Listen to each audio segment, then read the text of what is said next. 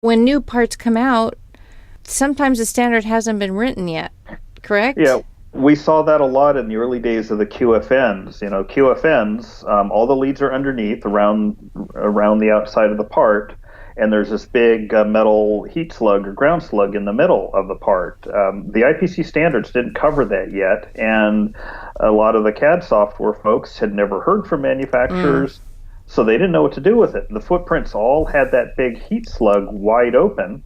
So then what happens, you put solder paste on that, there's a much higher aspect ratio of height to volume in the center pad, so the part rises up, it kind of floats up, and then all the pins on the outside don't connect.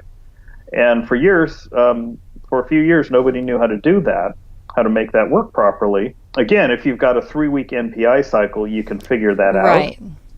But when you're doing it overnight, so we determined that you need a window paned solder paste stencil, 50 to 75% coverage of paste, and it works. Oh. But it was a couple of years before the rest of the industry caught up to that. And with the tiny BGAs, 0.4 millimeter pitch BGAs changed the rules on the